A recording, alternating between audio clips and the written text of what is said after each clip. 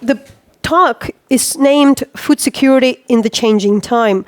But obviously, as a Ukrainian and there is a reason why we speak about that, I'll start with an anecdote. I think before the full-scale invasion, we Ukrainians didn't really understand how important we are. So, for instance, we couldn't guess that Indonesia was dependent on Ukrainian grain, and we would think, why? We thought it's a country where people consume rice. So what is about our grain and Indonesia? But they're mainly consuming instant noodles, and most of the Indonesian noodles were produced from the Ukrainian flour. So there was a gap. But, there were so many unexpected things. And I also should lay ground as well, because I'm a journalist who started from human rights, didn't know about agriculture, almost anything.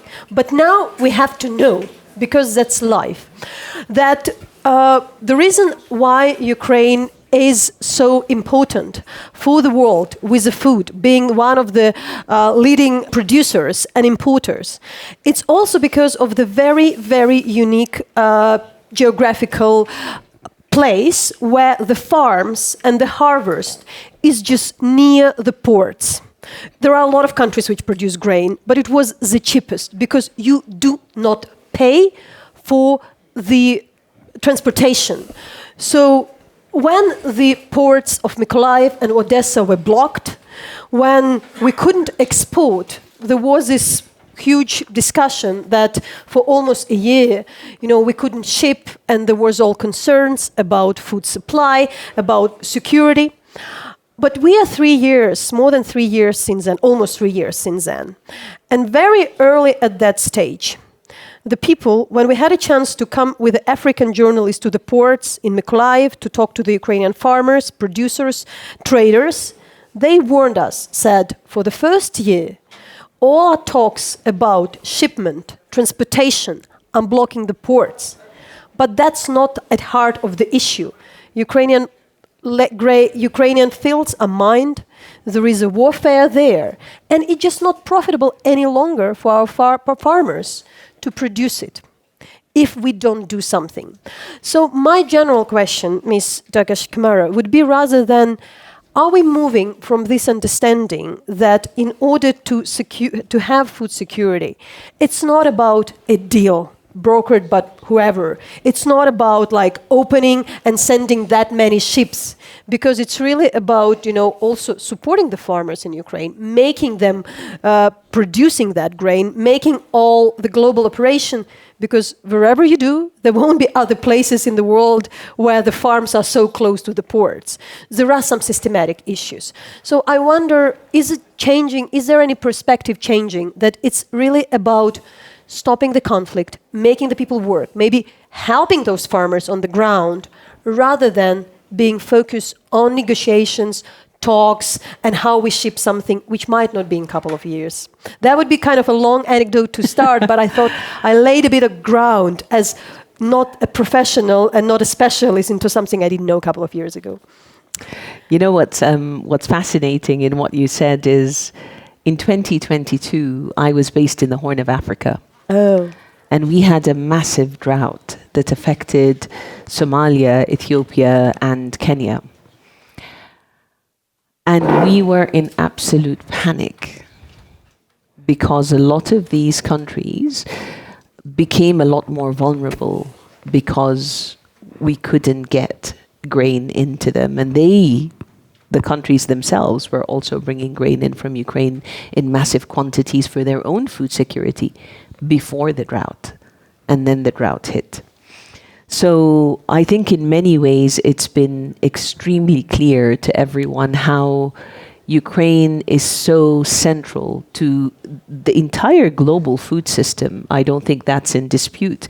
For us, it's been a key supplier that is cost effective, not only within Ukraine, because 90% of our own operation currently in Ukraine, by the way, comes from local grains, but it is the 6th largest supplier of wheat in the world amidst the conflict. It's still that for us.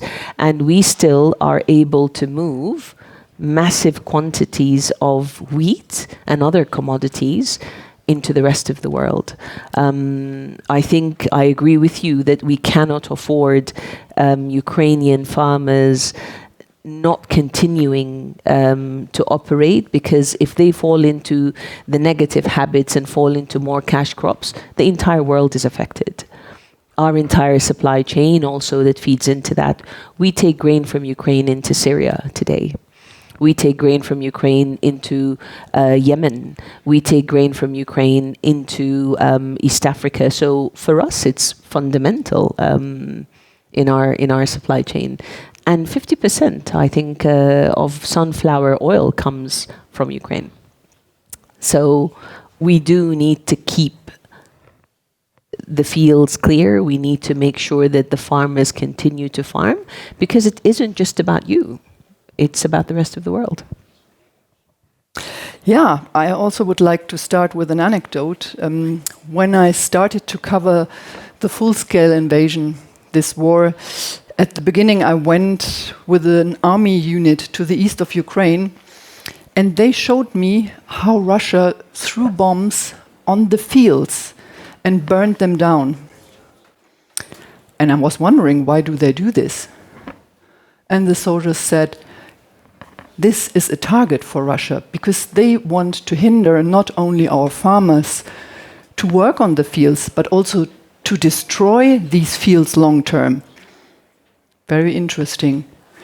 And that was a situation I saw again and again during this war, and when I went to the front lines. So my question to you, Mr. Koval, how can the country be able to continue to work on these fields? How have you made that possible? That seems to me a kind of a miracle that farmers are still working, that this is still functioning.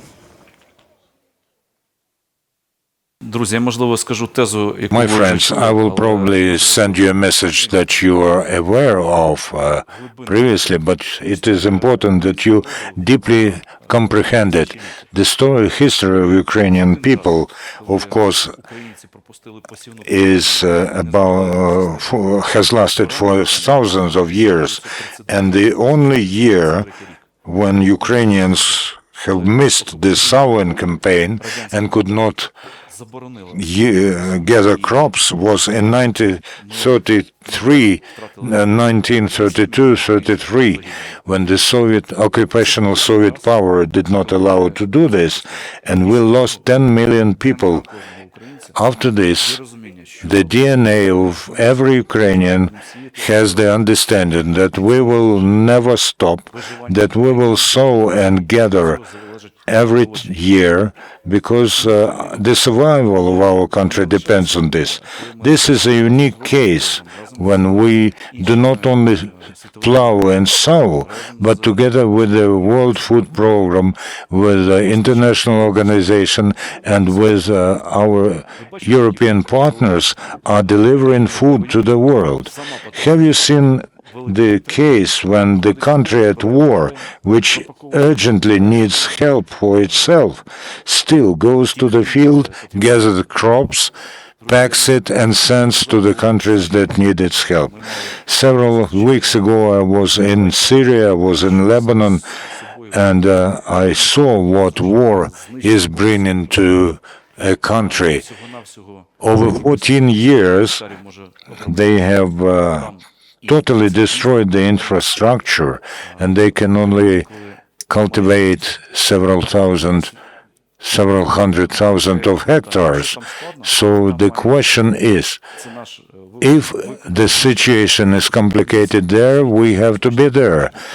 This is our mission, to provide for the food security in the world. That's why the Ukrainian farmer does not ask whether they should go to the field, they just go to the field.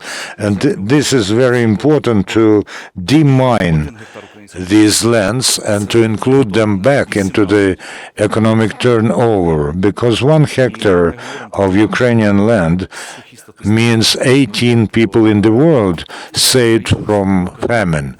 We are talking about Ukraine's real contribution into the world economy. This is a great mission for us. Minister Taras Kachka, at these panels in Davos, we all speak about the future, also about, what is the potential of Ukraine. And now we're really, proud to be this country which, the world depends.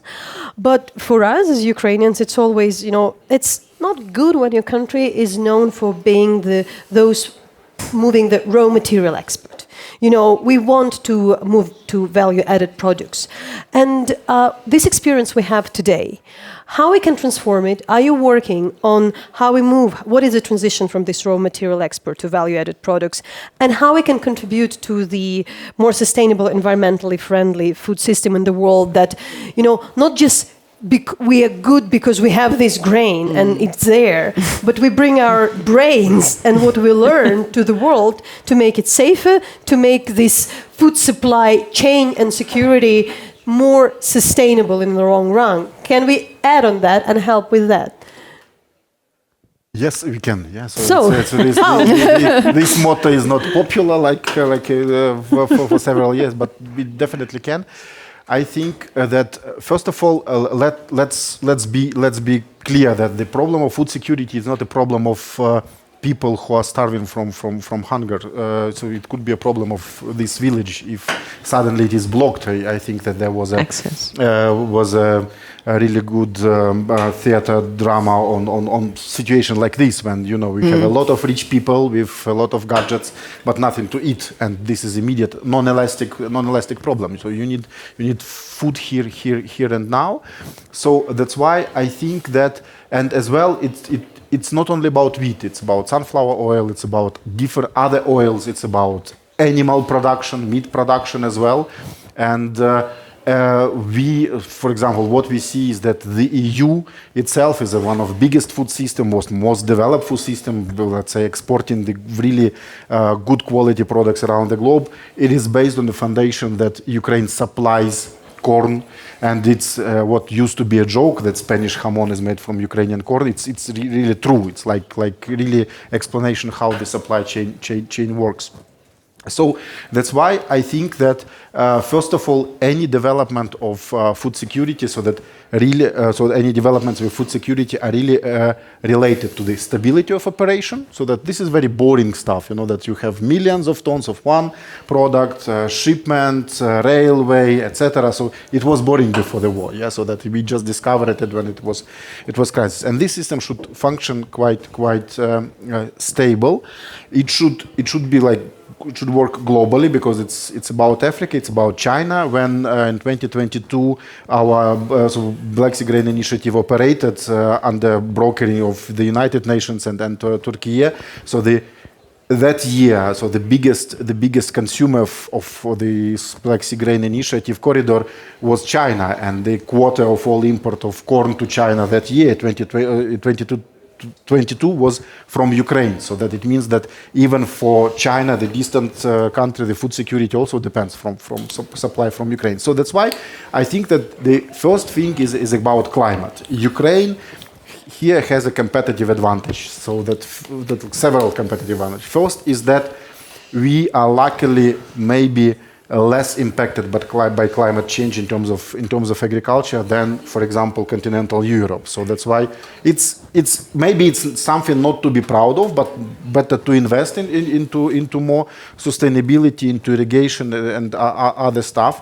But I think that our role will be bigger. Then, of course, the issue of efficiency, we will definitely produce millions and millions of different agricultural products, and this is something that should evolve, but should not change into like 100% processing of all these foods in Ukraine. We need to help, so that we will do two things that are important. First is that a part of what we already did with stability of operational global system is that we want to cooperate with net importing states. So that's like Somalia or Lebanon or Syria, that we want not only to sell the products here, but also to cooperate with domestic industry, because the basic element of food security is domestic production. Absolutely. So that you need to have a domestic industry as well.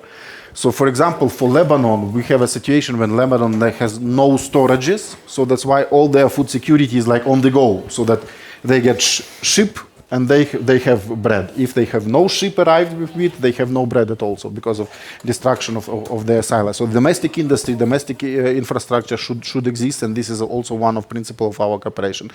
And as well, some better processing domestically. So the World Food Program is a good example, because now we are shifting from sending wheat, but also to use flour and already sunflower oil, that products that are more compact, easier to deliver, but it also requires cooperation between production in Ukraine and in countries where we deliver. But as well, what is more important and maybe more boring, is that it's not only about wheat as such, just to confirm, or corn as such. It's about the basic processing, starting from sunflower oil, from shrots and other, so meals and other products that are used in food systems globally.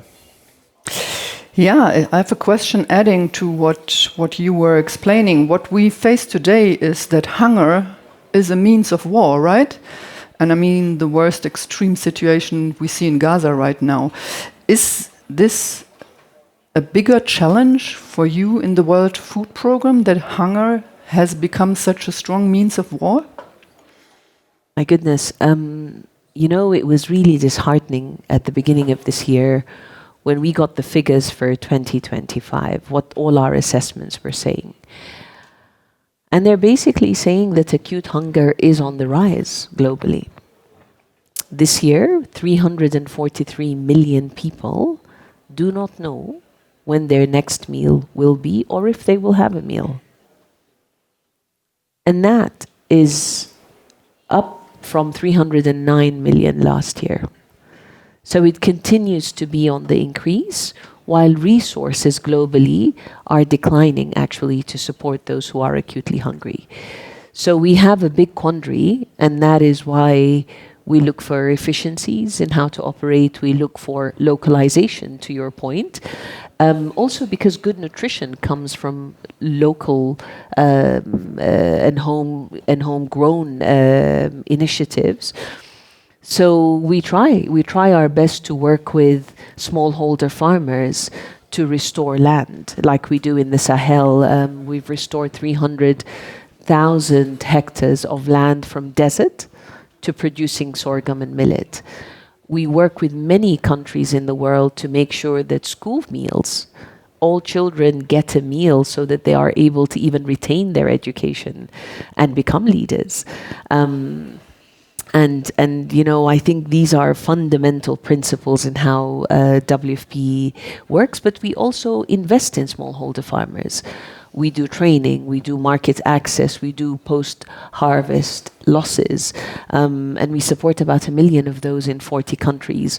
So we have incredible teams on the ground that are trying to combat hunger, but it is possible with the support of a lot of people, Ukraine being one, but many of our generous donors and many individuals as well.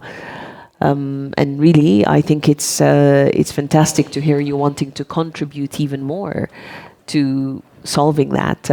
I think we would welcome all initiatives that reduce hunger, even if by one person. That's an achievement. I remember very well how Ukraine tried to explain that deal, the grain deal, which was negotiated by Turkey. And I happened to be in the room in the office of the President of Ukraine, together with a journalist from Kenya, Nigeria, Cote d'Ivoire, South Africa, in particular waiting for the interview of the President at the moment when we learned he was half an hour late because the deal was called off. Unilaterally by Turkey. Of course, it was a kind of by Russia. Sorry, excuse me, by Russia. And we were a bit panicking because, what would happen next, because there were some figures, good figures. But what we found out today, that later, when Ukraine, in military way, managed to push the Russian further to their borders and made the passage from Odessa, we are able to export more grain than it was with the deal. So the deal was less than with using the military power, to be honest, was also quite an eye-opening argument to a lot of people. But I still, when talking to the farmers and also big agriculture producers, we cannot say that the lands on the border are under the shelling. They're still demined. So we are speaking here about how much we succeeded, but what are the real challenges? Because the war is still there as we speak. There are attacks on the farmers and on the infrastructure in every part, in the north, in Sumy, in Kharkiv, in Kherson, in Mykolaiv. So where we are now? I think that would be for you to answer. What are the real challenges beyond all the good things we are proud of?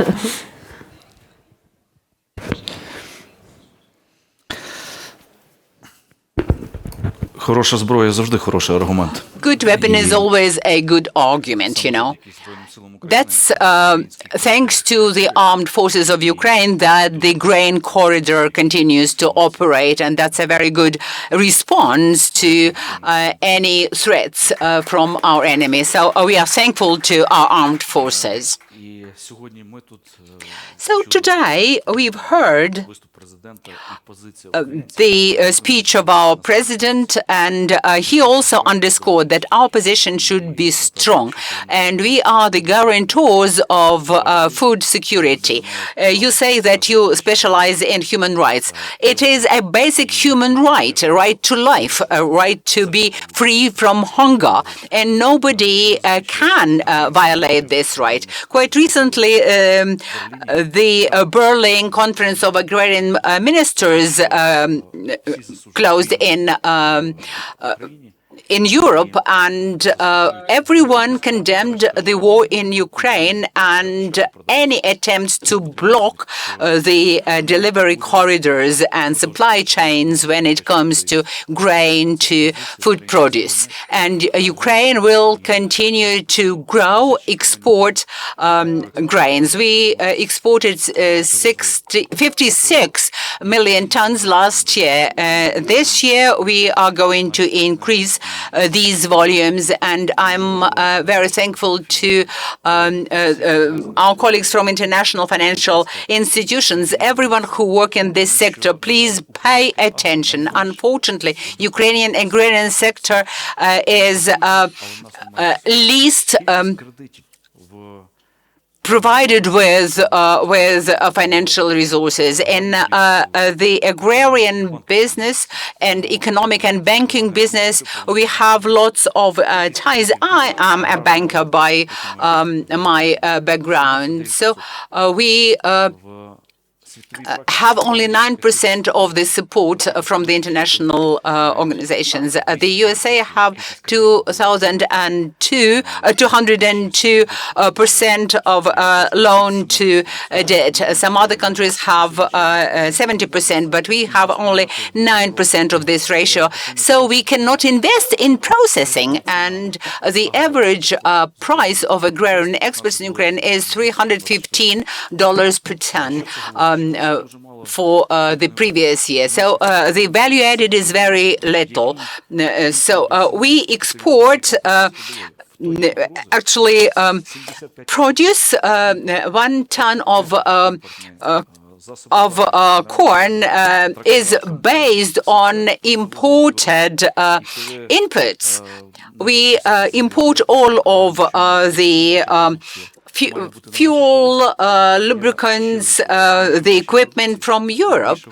And when they in Europe ask me why they should be interested in Ukraine, I say that we give you the opportunity to earn money, make money, and at the same time we are feeding you. So I would like to thank the World Bank and other international financial organizations and institutions that support the territory factories and farms close to the front line. And when I hear a comparison of conditions under which Ukrainian farmers work with those for the European farmers, you should appreciate that we have different competitive conditions. And it's not about the level playing field, because Ukrainian farmers don't have dotations or financial support. They suffer from shelling and bombing, and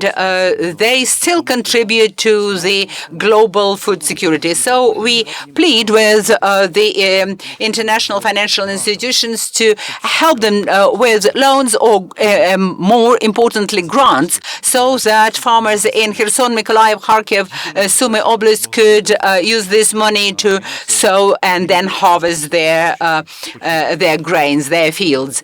So imagine this figure. We paid 45 euros per hectare in the areas close to the front line.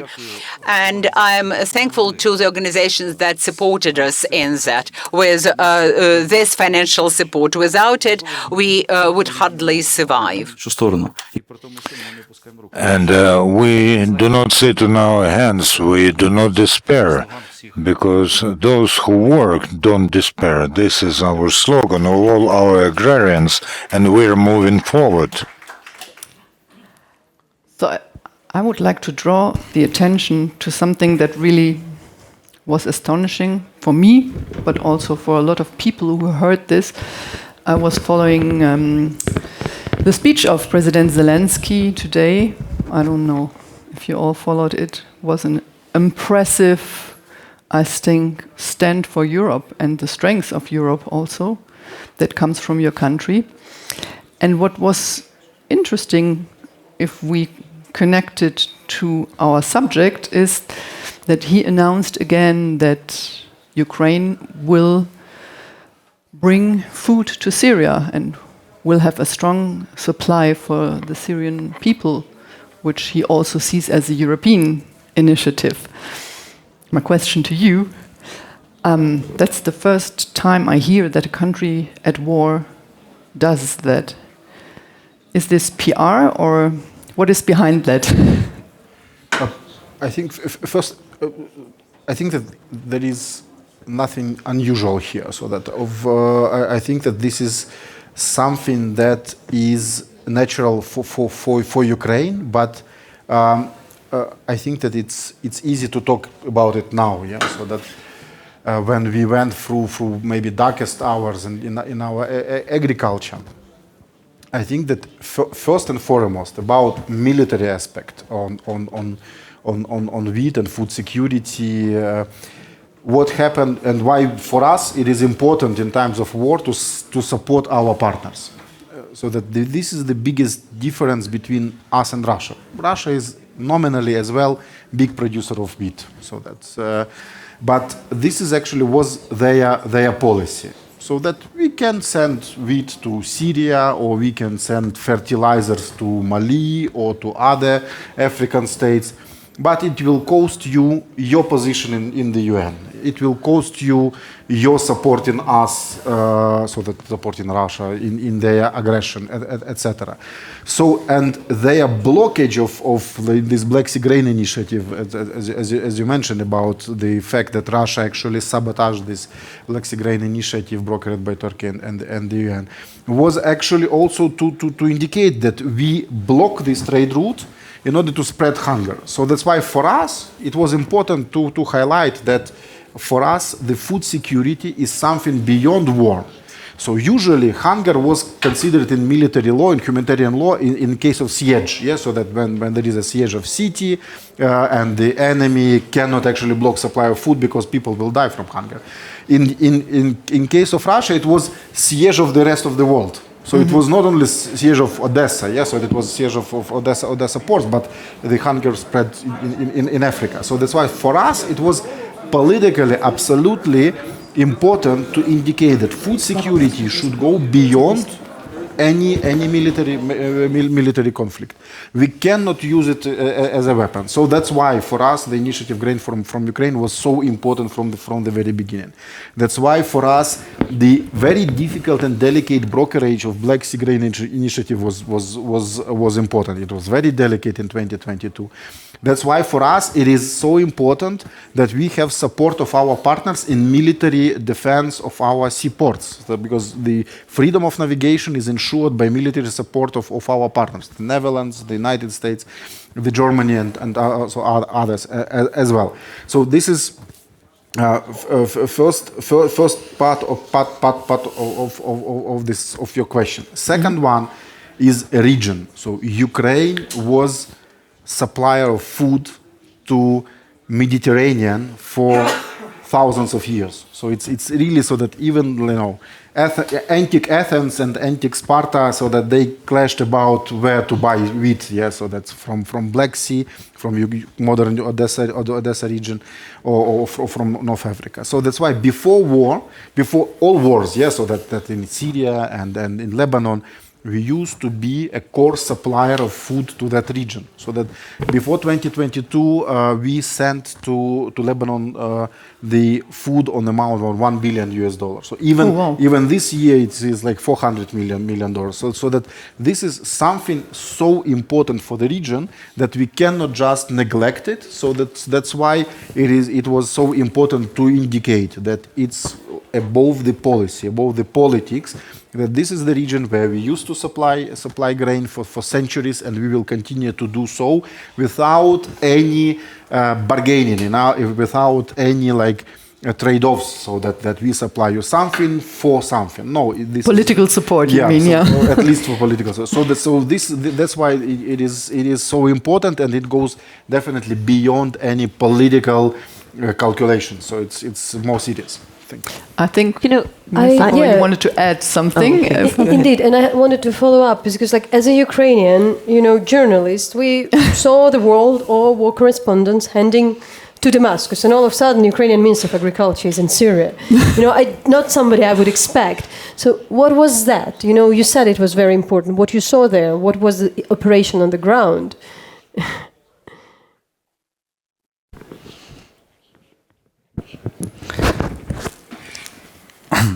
Мені сподобалась реакція. I liked the reaction of mass media of that region, because the top headlines were the Ukrainian Minister for Agriculture has a secret mission in Damascus. In reality, I think that there's quite a lot of things common between the delivery of arms to Ukraine and of grain to Syria. It has to be stable, long-term, and easy to forecast. In order to continue with Taras's message, we do not have to trade with this country, like we will send you several hundred tons of food and you will press the button while voting.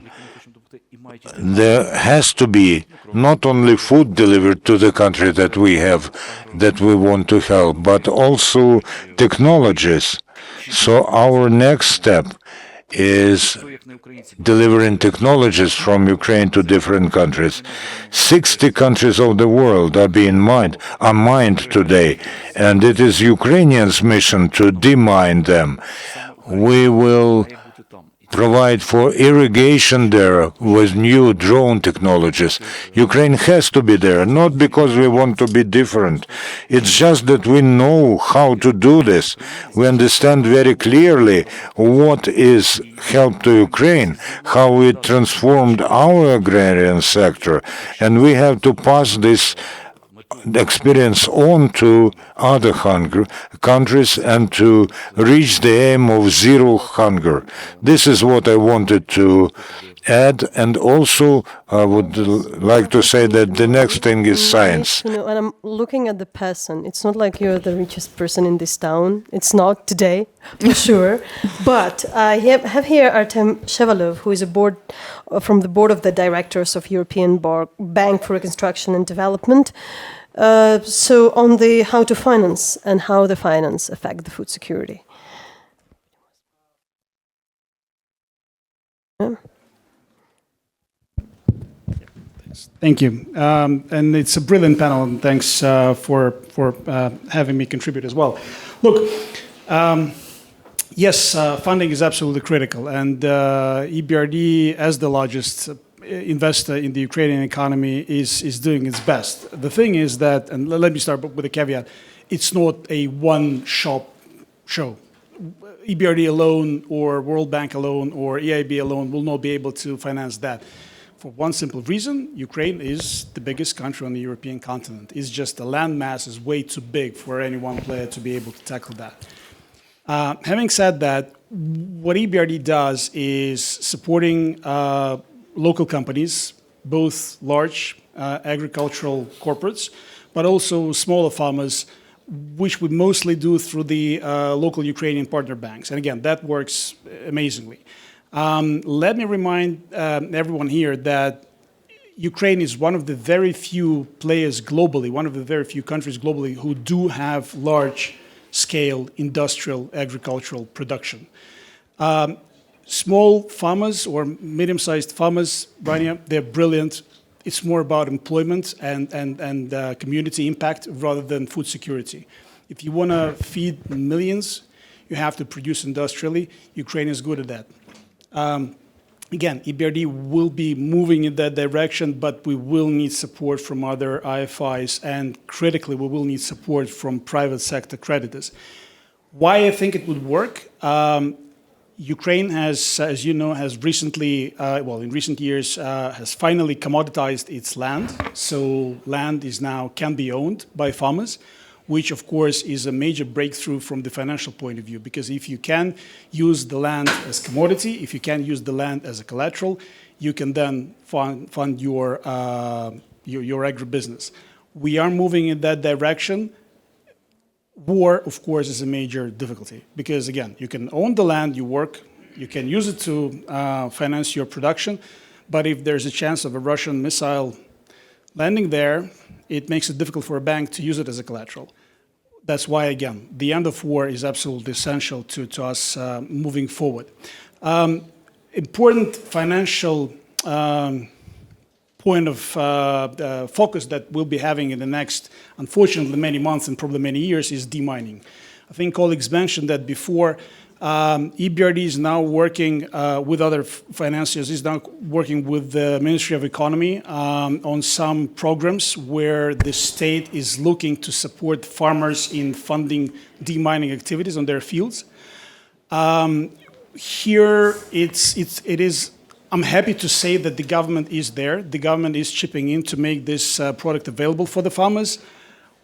It's now the issue of financing not only the farmers, but actually the demining companies, because we feel that we are ready to fund that. We do have the financial muscle.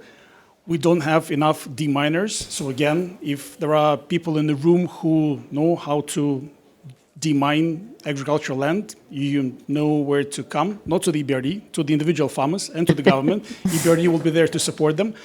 And again, it's the numbers game. EBRD last year did 2.4 billion euros in Ukraine, a record year for the EBRD, a drop in the ocean for what Ukraine needs. We will increase our presence there. We will work with private sector co-financiers.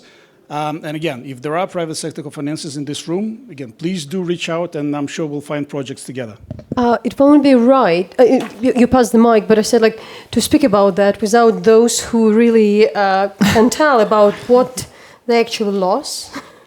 I want to give a floor to Katerina Spivakova, who represents Kernel, which is the largest producer of sunflower oil in Ukraine and one of the larger agriculture companies in the country. And yeah, the panel discussion is slowly moving from the stage. Thanks for giving me this opportunity to speak. So, Nataliia, you have asked the question, what kind of challenges are currently like medium and big producers facing, and I can give you some information from the first hand. So basically, first of all, and the most critical for us as a big exporter, we are exporting to 60 countries worldwide. This constantly repeated missile attacks, shellings of our ports, trading ports, and our storages and processing plants, so agricultural infrastructure. It is done on purpose to destroy this value chain, to destroy the economy, and to terrify the world, in fact. And we have calculated just for our company, we have losses on the level of around 50 million euros because of like shellings of our own assets. Secondly, it's demining problem and occupation. 20 to 25% of the territory is currently occupied and mined, and it means basically, of course, less production. Crédit Agricole has calculated that for the first 2 years of war, Ukraine has produced 49 million tons less of grain and 9 million tons less of sunflower oil, which is, of course, which means, of course, less like supply for the countries who need this product most. And then we have several times already mentioned access to financing. It's complicated for big companies like us, and it's almost impossible for medium and small enterprises. We had quite a unique case for Kernel. Last year we have managed to secure 150 million euros of support, financial support from European institutions, and we will use this money for buying seeds from farmers, and we will also develop our support program for medium and small-sized farmers, which are our partners. And then also the labor shortage due to immigration, due to mobilization, and basically we are employing 11,000 people, and now 1,000 people of like my colleagues have joined military forces. And I think the situation is pretty much the same for others as well. I want to pass the floor also to Vladislava Magalecka, who is advisor to the Minister of Agrarian Policy and Food of Ukraine. Thank you so very much, but actually... maybe provide some answers on all those challenges? Yes, thank you. But actually, it won't be like a speech from me, but a question to World Food Program. Si vis pacem parabellum. Якщо хочеш миру, то готуйся до війни. Actually, World Food Program is a major trader as well, and you do procurements from the countries to allocate the food to the most needed regions. Really, we are lucky that as well you are using our cars, Sherp, because Ukrainian-made Sherp is going all over the most hardest and places all over the world to reach with the med science, with the food. So that's why actually my question is in regards, would it be possible for our traders or more essential for our producers to be part of your procurement procedures, because it would help a lot. Thank you. Thank you. You know, I like to think we're a humanitarian and development agency, not traders, nor are we politicians. But I say yes to demining. I certainly say yes to supporting farmers and agribusinesses in Ukraine, because the world depends on it. And I fundamentally say yes to peace across the world. But I wanted to emphasize a point you made and a question you had.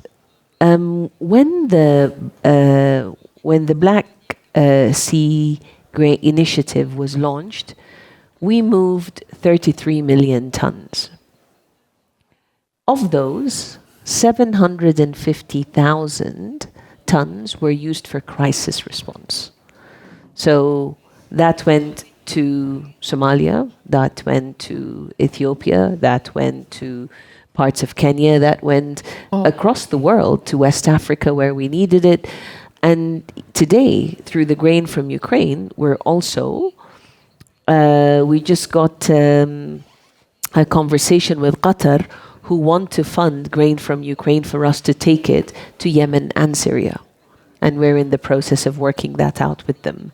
So we certainly, when we had a drought in Southern Africa, one of the first things we said to many of the governments who had this massive drought last year was, consider restocking your reserves from Ukraine.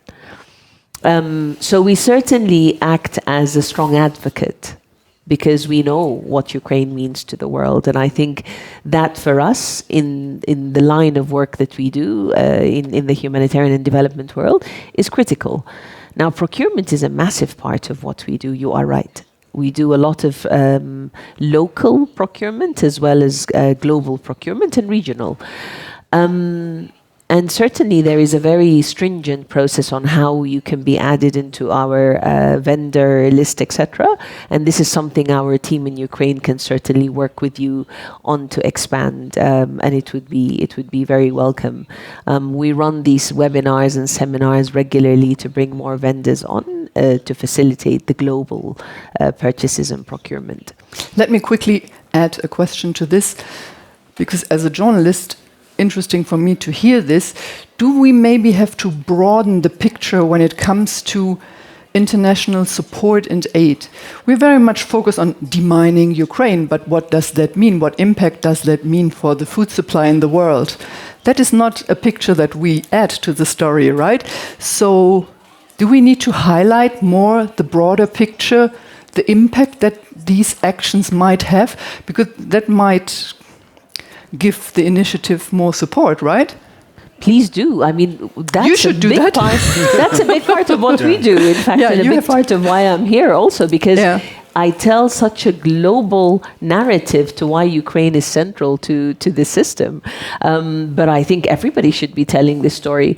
It was, I think, sobering in 2022 to everybody how critical Ukraine is, but please tell the story. We tell it fantastically, and we're happy to share for others to tell the story equally.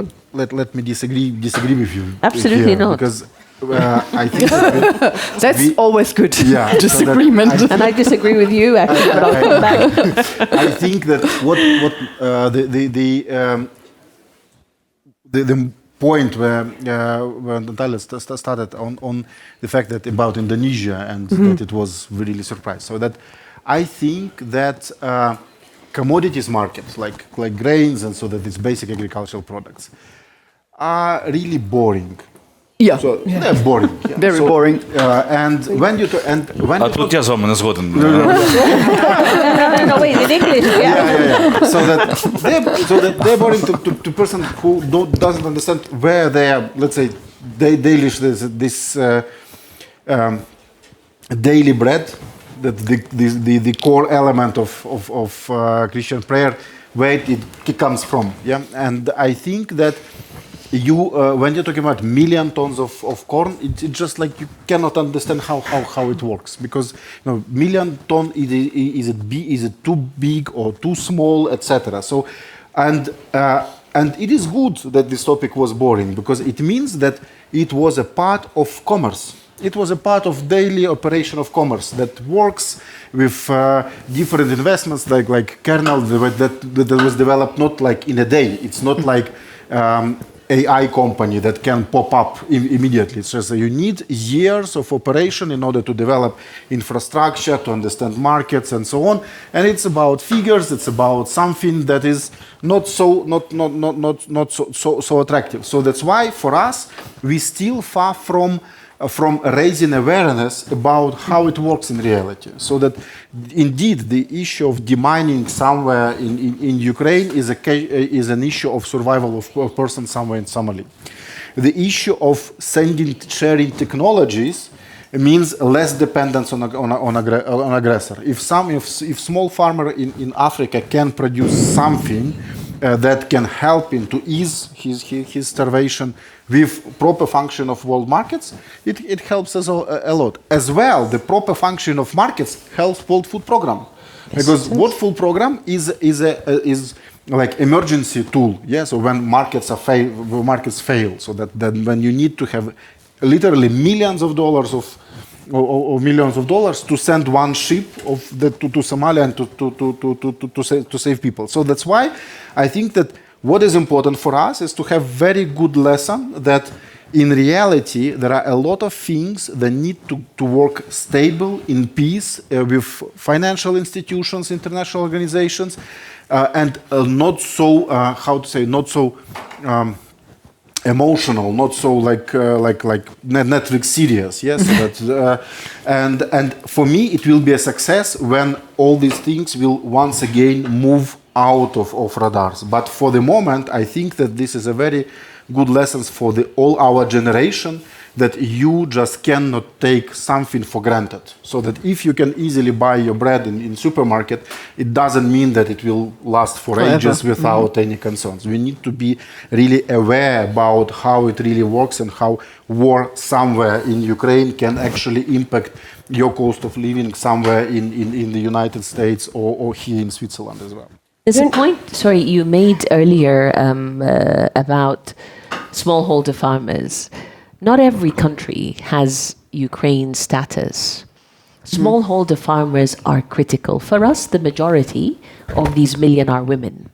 And that's a woman who has suddenly financial inclusion, who's able to stand on her feet, who can send her children to school. That changes the narrative for many women across the world.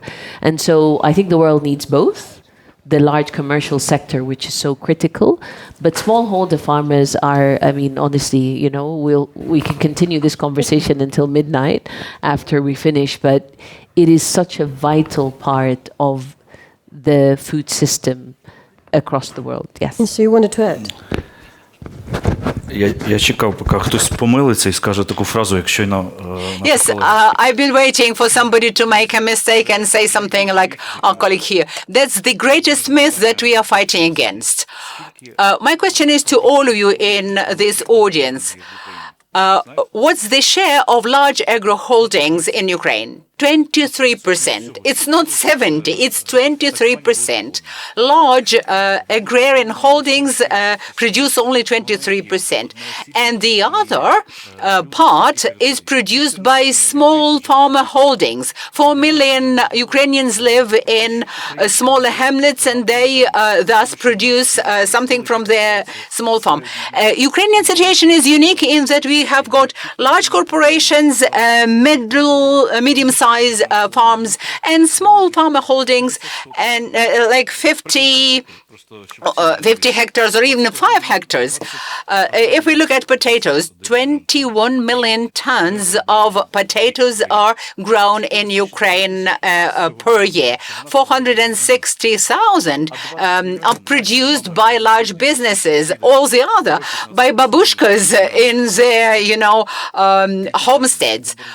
So this, as I said, a unique problem that can be upscaled and rolled out in the world. Huge agro companies and traders, they get it from the farmers. That's them who told me, don't talk to me, help the farmers because I won't have enough to buy. So I want to stress, and I think there are enough. We can do all kind of the Netflix series. I met so many farmers, each of them, really deserve blockbuster, any type of the Netflix series about one person, which is extraordinary. We need to round up, but I want to do the thing like that. So, Catherine, you still have maybe the idea of like the good, very brief question, but before that, to give a floor to somebody, so maybe 1-2 people have very briefly asked the questions, and then you'll final. Yes. Okay, but please be very brief, because we have like 5 minutes for all.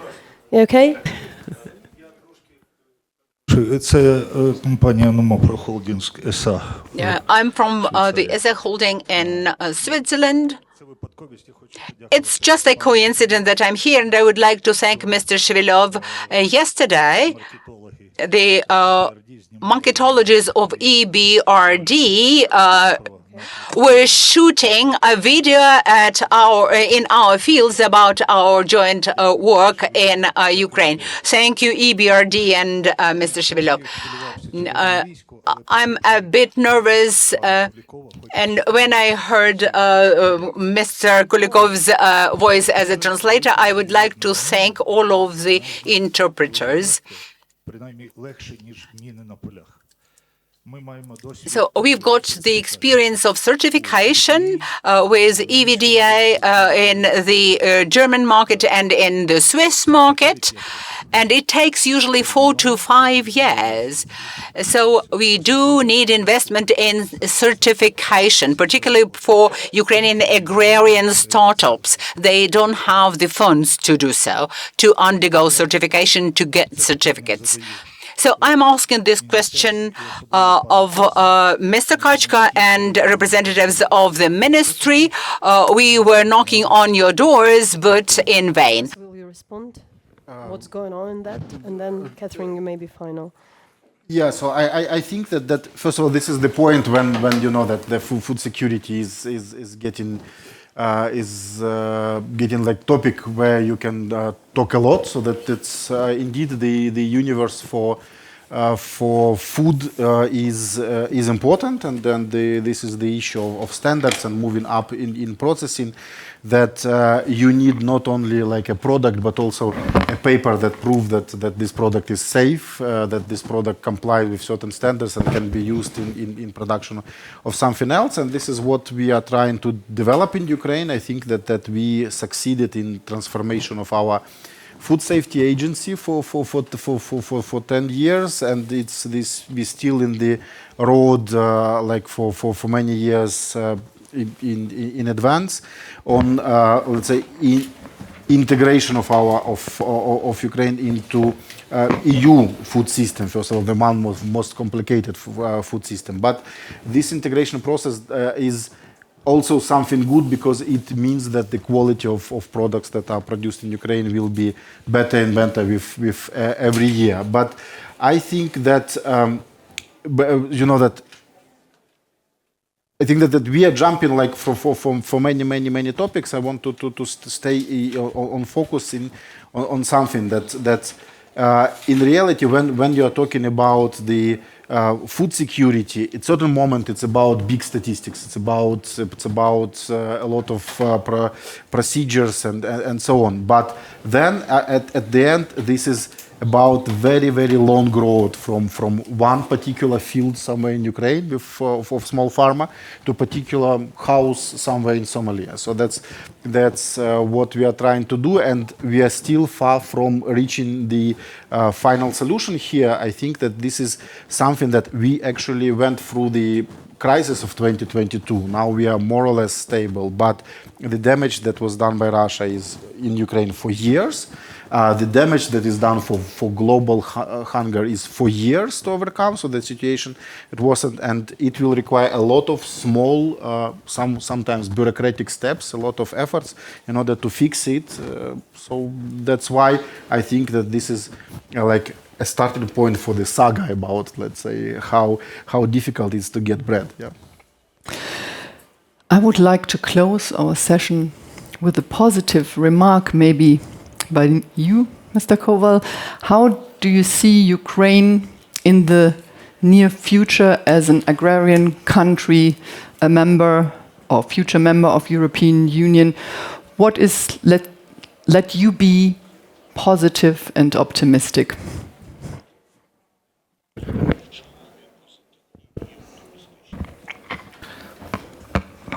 Буду говорити як інформований оптиміст. As an informed optimist, I will pronounce my closing remarks. We do not need pink glasses. We want to develop what we can do best. We can raise and cultivate bread and remain the nation who never attacked anyone but only defended itself.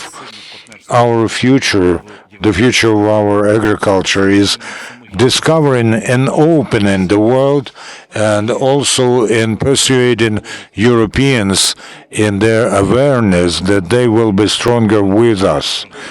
Whatever we do now, we are in the front line, and the Agrarian Front is a testimony to this, because the front line goes not only through the territory of Ukraine, but also through social phenomena, which are famine, which are unequal access to different boons, and Ukraine is a driver of changes in this.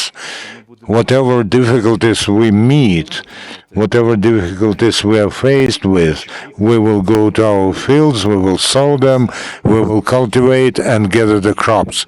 And, bread is the means of dialogue in peace, not of war.